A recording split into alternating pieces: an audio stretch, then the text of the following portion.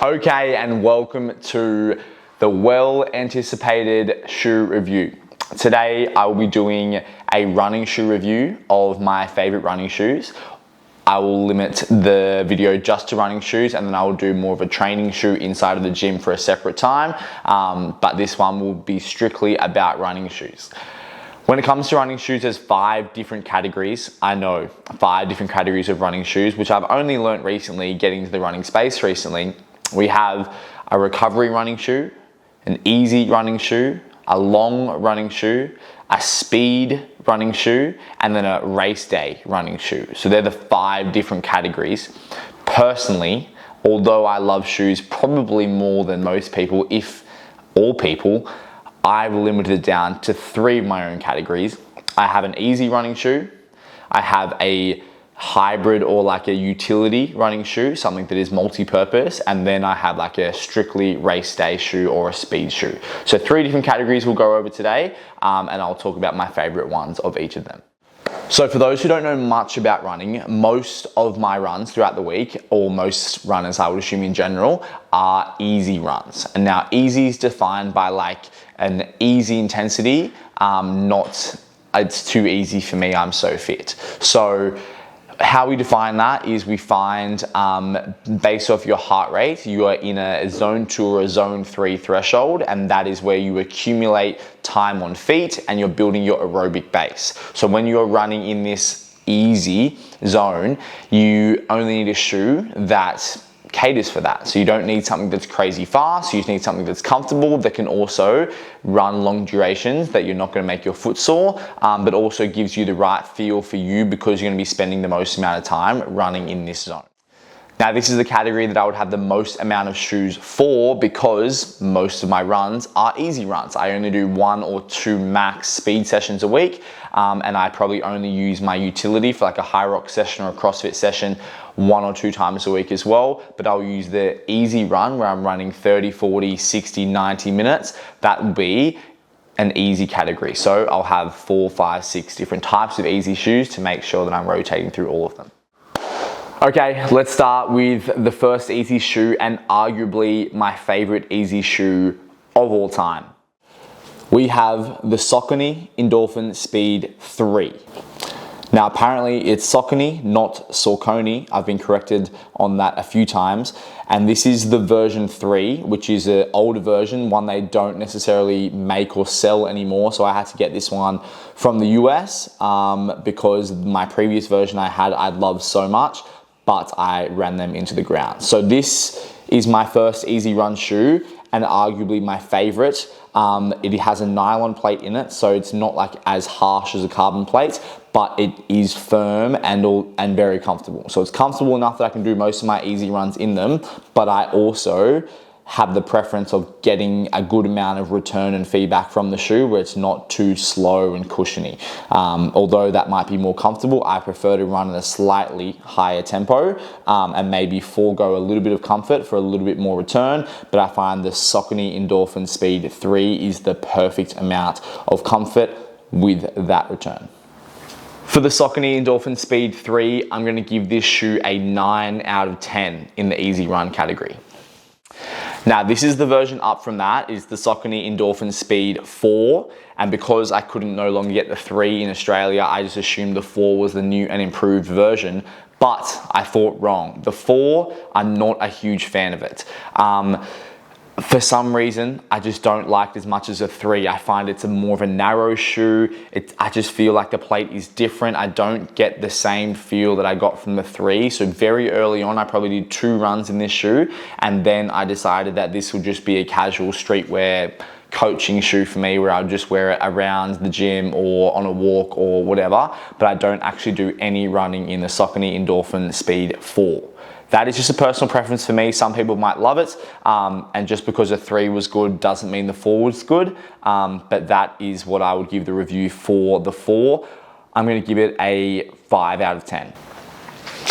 This shoe is a New Balance Fuel Cell Rebel, the V4. Now, like all shoes, there is different models or different types of shoes. This is the base model in terms of it is the easy running shoe. It has no plate in it, the same way the Endorphin Speed has a nylon plate or no carbon plate. The levels above it have a carbon plate in it to make sure it's a higher level. But for my easy runs, I really enjoy the Fuel Cell range from New Balance. This would be my second choice of shoe for an easy run behind the Endorphin Speed 3. Took me a few runs to get used to it, but now it's one of my favorites and it's well and truly in the rotation. So this is choice number 2. I would give this an 8 out of 10. Now this is the Asics Superblast 2. It is one of the most sought after shoes on the market, and I bought into the hype, did the research. It had such good reviews about it, but I don't actually love this shoe. This is Maddie's shoe. We both got the exact same shoe. I've actually sold my version of it recently because I just wasn't using it enough, and it's such a high demand shoe. It is comfortable. It ticks all the boxes, but I feel like with Asics, you either love Asics or they don't really agree with your foot as much. And for me, I just don't feel like they really agree with my foot. So it's a really good shoe designed for, it's pretty versatile, this shoe. You can do your easy runs in it, especially your longer runs is probably what it's most known for because it's so comfortable and cushiony and the stack height is so huge. You do have that comfort, but for the Superblast, it wasn't for me. It's still a good all-round shoe that I would recommend for maybe the majority. I would give this shoe a 6 or a 7. This shoe is the New Balance Fresh Foam. It is the 1080 in the all black. I like this shoe. It's comfortable. It looks good with black socks. It's super cushiony, super soft, which means the comfort level is there. But I don't love this shoe for my easy shoe. It is in my easy rotation, but again, similar to the Endorphin Speed 4, I don't run it a lot. I coach in it, I walk around in it. It's comfortable enough, but because it is so soft and cushiony, I feel like I'm almost sinking into the shoe. And I mentioned earlier that I like a bit more feedback, a bit more bounce in my step. Even for when I am running easy, I prefer to run, a slight little bit faster than be too slow with the shoe. So this, although it is a good running shoe and some people might love it in terms of its comfort, I'm going to give this one a 5 out of 10 for my easy running shoe. Okay, it's time to move on to the utility or the hybrid shoe, something that is multi-purpose, something that you can lift in and run in the same workout, where you might need a bit more stability for like a sled push like in High Rocks, or thrusters like a workout I did it down under recently. These category you could also run easy in them, so they could very much fit into the easy category as well, and they could also probably fit into the category above it, which will be the last one, which is the speed or the race day category. So this is very much something middle ground that ticks a lot of boxes, but I'm going to put it in the utility category. Now this baby right here is the New Balance Fuel Cell Super Comp. This is the V2, so the version 2. Again, they don't really make this one or sell this one anymore in Australia. They've moved on to the V3, which is completely fine. I got the V2 and it's still in great condition for me, so I'm wearing this one a lot, and I really like this shoe. This does have a carbon plate in it, so something that is very springy, spongy, and gives me lots of return. So I like to run a bit faster in this, but it also is super comfortable that I can do my easy runs or my long runs in this shoe as well. Typically, carbon plated shoes are harsh. You wouldn't wear them very frequently, but this shoe is comfortable. I could wear this almost every day if I wanted to, and it's a really, really good shoe that gives me enough speed but enough comfort that I can run long distances without it hurting my foot. This is the level above from the Rebel, okay?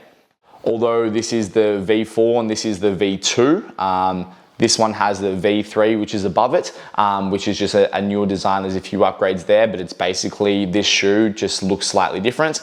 And if I was recommending someone from the gym or someone online to just buy one shoe, this would be one of the shoes that I would put on my list.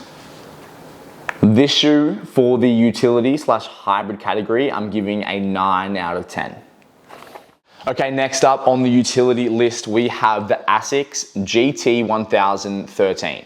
Now, Asics were kind enough to send this one to me, so I didn't choose this one, but I'm very glad that I got the chance to wear it because Surprisingly, I didn't like the Super Blast, which I mentioned before, but this shoe, very different. Now, it is nowhere near as much of a stack height. It's not as high. It's not as cushiony. It's not as like comfortable per se. But in terms of being a utility shoe, multi-purpose, it's a really, really good shoe. The word I would use and the word they use to describe it and promote it is stability. And I couldn't agree more. It gives me the level of comfort and return on each step, but also doesn't have me wobbling around too much like some of the thicker stack height shoes.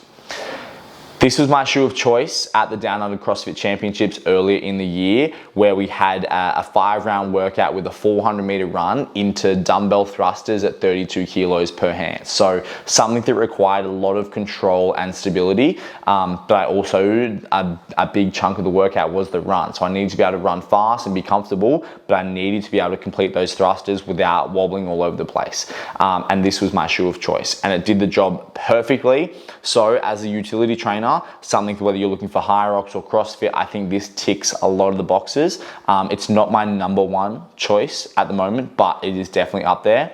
I'm going to give this shoe an 8 out of 10 in terms of the utility category.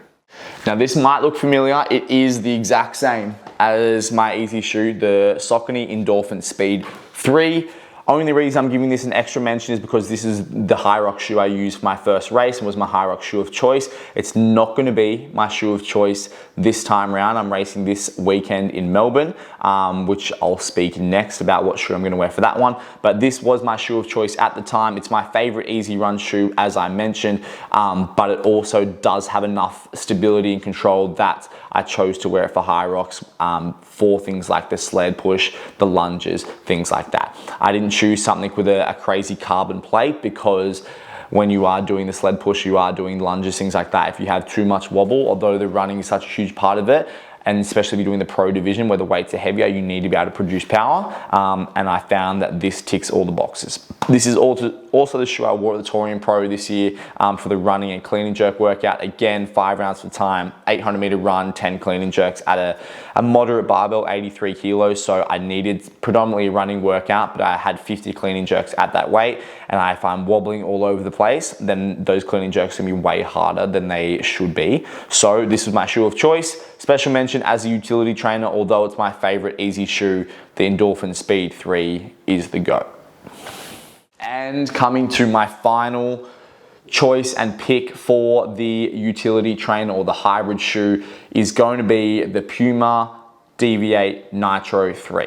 Now this is brand new into my rotation. They say this is like the shoe of high rocks. The one that Puma recommends, and Puma is a major sponsor of High Rocks. So although I'm sure there's a little bit of bias there, they have to put a shoe forward. And after one of my friends, Sam Davis, shout out, gave it a try, he had nothing but good things to say about it. So I gave it a try also, and this will be my shoe of choice for High Rocks in 5 days' time. Now, this shoe does have a carbon plate. I just mentioned I wore the Endorphin Speed 3s last time because they didn't have the plate and I wanted to be stable. So these do actually have a plate, but it's not high enough or soft enough where I'm wobbling around. These feel like I've got really good connection to the floor, but do give me the extra spring, more so than the Speed 3 does, which means I will hopefully be able to run a little bit faster while still having the same connection and stability to push the sled hard and fast, to lunge hard and fast, do wall balls without wobbling all over the place. So if I was to pick one shoe in this utility category or my favorite shoe right now, it's the new kid on the block, the Puma Deviate Nitro 3. Now, as mentioned before, this shoe could also be, I use this for my easy run sometimes as well. It has the carbon plate, but it could definitely fit into the easy category because it is so comfortable. It's not too harsh. I can spend a lot of time in this shoe. So although I put it in the utility or the hybrid category in the middle, it definitely could fit into that easy category. And because there is the carbon plate and is a bit faster, it could potentially fit into the speed category as well. But like I mentioned, there's different tiers to the different shoes. This is the Deviate Nitro. They have the Deviate Elite, which is like the level above, which is strictly kind of designed for racing. But this is the perfect kind of middle ground shoe, something that's not too entry level, but not too elite in the high end, right in the middle. I really enjoy this one from Puma. This shoe for the utility / hybrid category, I'm giving a 9 out of 10. Okay, on to the fun stuff now. We have the speed shoes. I've got 3 shoes here for the speed. Now speed, I only do 1 speed session a week and then whenever I race. And I'm only new to running and I haven't done a lot of races. I've only done 3, 2 half marathons and a full marathon.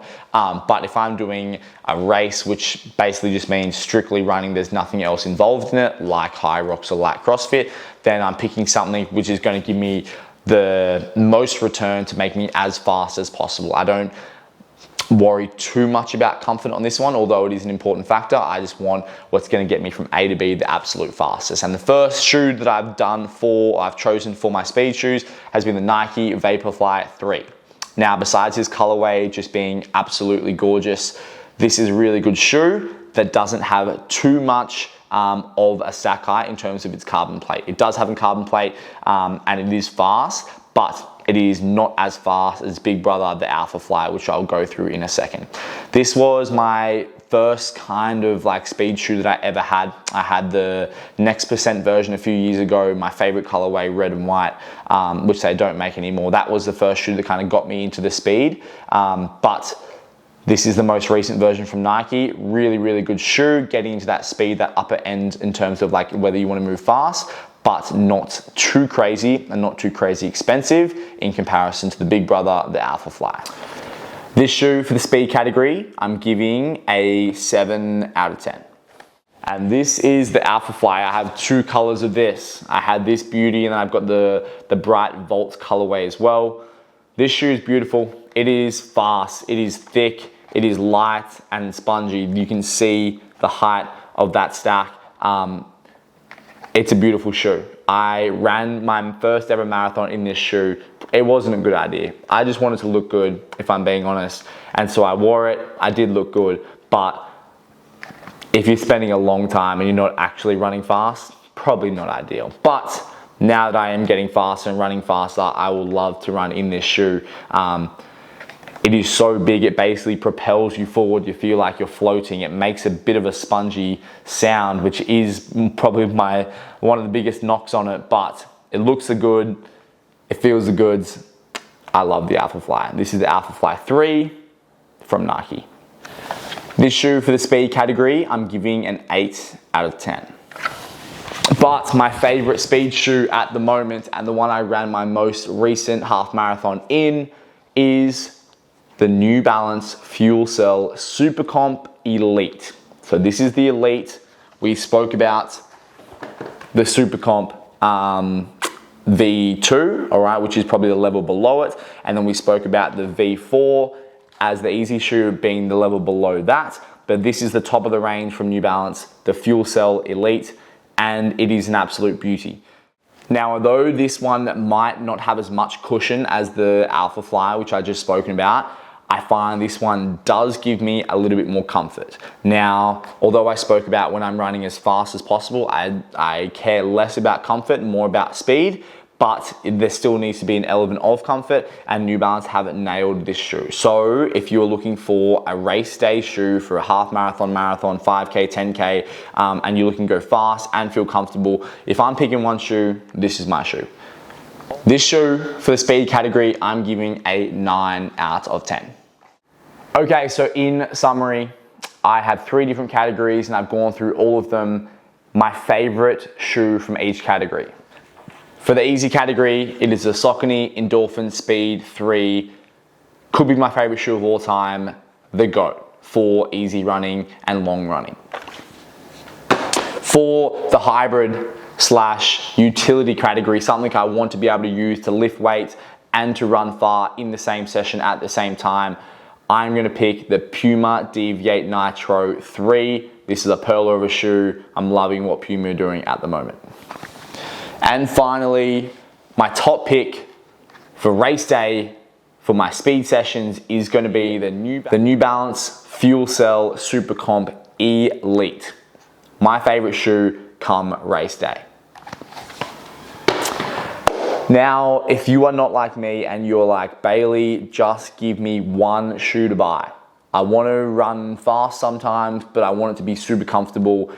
I want to be able to do it all in just one shoe. Firstly, I'm sorry that you only want one shoe. I feel sorry for you. You should buy them all. But if you're only going to choose one, gun to your head, I have to pick one. I'm not going to pick one. I'm going to pick two. It's either going to be the Puma Nitro Deviate or the New Balance Super Comp V2, V3, whatever version is out. I think they are pretty similar from what I've heard. But these are my two shoes of choosing. If you're just going to pick one, these are them. If you do have the budget and you want to try and have a few different shoes in different rotation, look good in all the different shoes, get one of each category. But if you're only picking one, these are the shoes to pick. Okay, thank you so much for tuning in to my first shoe review. It's been well requested for a long time, and I think it's only fair, if I'm going to be owner of these shoes, that I should probably pass on some knowledge. I will be doing another shoe review regarding the gym shoes, so what I wear in the gym to lift weights, to lift heavy.